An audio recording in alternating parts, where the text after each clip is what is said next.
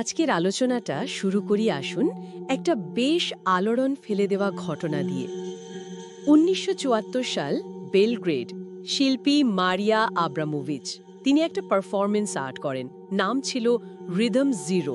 আমরা এই ঘটনাটা নিয়েই আজ কথা বলবো, মানে আমাদের কাছে যে তথ্যগুলো আছে সেগুলোর ভিত্তিতে। আচ্ছা, একটু ব্যাপারটা কল্পনা করার চেষ্টা করা যাক। ধরেন একটা ঘর, সেখানে শিল্পী মারিয়া আব্রামোভিচ তিনি ৬ ঘন্টা একদম স্থির হয়ে দাঁড়িয়ে থাকবেন, মানে কোনো নড়াচড়া নেই। আর দর্শকদের জন্য সামনে একটা টেবিল, তাতে রাখা ৭২টা জিনিস। কি নেই সেখানে? একদিকে নিরীহ গোলাপ, মধু, কেক, আবার অন্যদিকে ছুরি, কাঁচি, পেরেক, এমনকি গুলি ভর্তি একটা পিস্তলও। আর দর্শকদের বলা হয়েছিল তারা এই জিনিসগুলো ব্যবহার করে শিল্পীর সাথে যা ইচ্ছে তাই করতে পারে। শিল্পী কিচ্ছু বলবেন না, কোনো প্রতিক্রিয়াও দেখাবেন না। অদ্ভুত, তাই না? এর একটা উদ্দেশ্য ছিল নিশ্চয়ই, মানে দেখতে চাওয়া যে যখন মানুষের হাতে কোনো বাধা ছাড়া ক্ষমতা আসে তখন তারা কি করে। চলুন এর গভীরে যাই একটু। হ্যাঁ, ঠিক বলেছেন। এটা তো শুধু একটা আর্ট পিস ছিল না, এটা আসলে মানব মনস্তত্ত্ব, মানুষের আচরণের একটা কঠিন পরীক্ষা ছিল।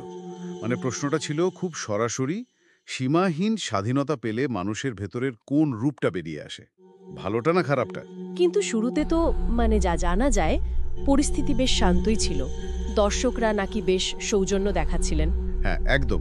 প্রথম দিকে ধরুন, প্রথম ঘণ্টাখানেক দর্শকরা বেশ সংযত ছিলেন। কেউ হয়তো একটা ফুল দিলেন, কেউ চুলটা একটু ঠিক করে দিলেন, কেউ আলতো চুমু খেলেন। মনে হচ্ছিল যেন মানুষের ভালো দিকটাই সামনে আসছে। একটা স্বাভাবিক সৌজন্য বোধ আর কি। কিন্তু ওই শান্ত ভাবটা বেশিক্ষণ থাকেনি। সময় যত গড়াতে লাগলো, পরিস্থিতি পাল্টাতে শুরু করলো।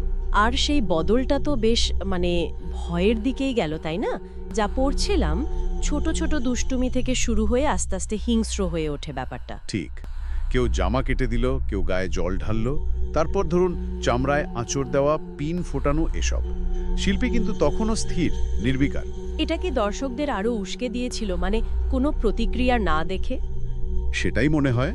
আর সবচেয়ে ভয়ঙ্কর পরিস্থিতি তৈরি হয় শেষ ২ ঘন্টাতে।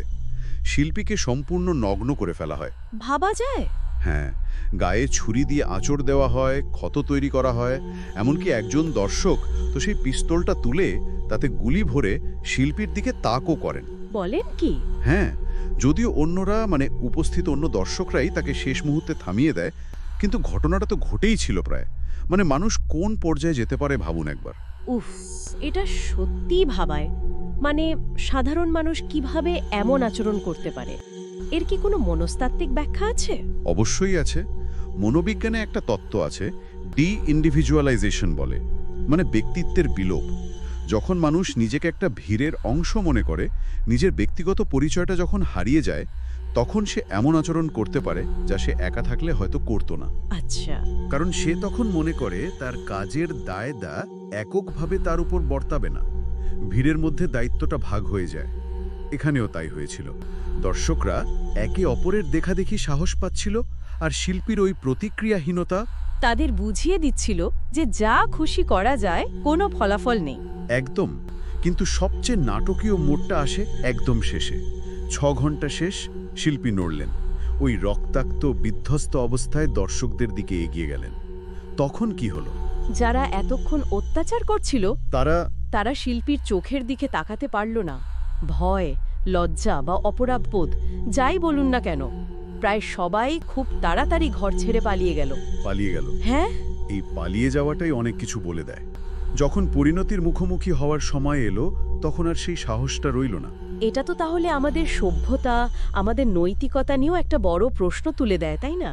এই যে আমরা এত সভ্য, এত নিয়ম মেনে চলি, এটা কি শুধু একটা মুখোশ? সুযোগ পেলেই কি খসে পড়ে? এই পরীক্ষাটা হয়েছিল ১৯৭৪ সালে যুগোস্লাভিয়ায়। তখন সেখানে বেশ একটা সামাজিক রাজনৈতিক অস্থিরতা চলছিল। কিছু সূত্রে এটাও বলা হয়, মরিয়া হয়তো সেই সময় সমাজেরই একটা প্রতিচ্ছবি ধরতে চেয়েছিলেন, যেখানে নিয়ন্ত্রণ একটু শিথিল হলেই মানুষের ভেতরের অন্ধকারটা বেরিয়ে আসতে পারে। হতে পারে। তো রিদম জিরো এটাই খুব স্পষ্টভাবে দেখায় যে মানুষের ভেতরে ভালো আর মন্দ দুটোই কিন্তু খুব প্রবলভাবে আছে। কোনটা বেরিয়ে আসবে সেটা অনেকাংশে নির্ভর করে পরিস্থিতি, ক্ষমতা আর পরিণতির ভয় আছে কিনা তার উপর। তাহলে রিদম জিরো শুধু একটা পারফরমেন্স আর্ট নয়, এটা আসলে আমাদের নিজেদের দিকে তাকানোর জন্য একটা আয়নার মতো। আমাদের মনে করিয়ে দেয় ভালো থাকা বা মানবিক আচরণ করাটা কিন্তু একটা সচেতন চেষ্টার বিষয়, একটা সিদ্ধান্ত। আর শেষ পর্যন্ত প্রশ্নটা কিন্তু থেকেই যায়, তাই না? মানুষ কি আসলে স্বভাবতই ভালো নাকি খারাপ, নাকি পরিস্থিতি তার আসল চরিত্রটা বের করে আনে? এই পরীক্ষাটা আমাদের ঠিক এই প্রশ্নগুলোর সামনেই দাঁড় করিয়ে দেয়। আর উত্তরটা হয়তো আমাদের প্রত্যেকের নিজের ভেতরেই খুঁজতে হবে। আমরা কোন দলে পড়ি? সেই সুযোগ সন্ধানী দর্শকদের দলে যারা পরিণতির ভয় না থাকলে হিংস্র হয়ে ওঠে, নাকি সেই অল্প কজন যারা শেষ মুহূর্তে হলেও রুখে দাঁড়ায়? এই মানবতার দায়টা আসলে কার?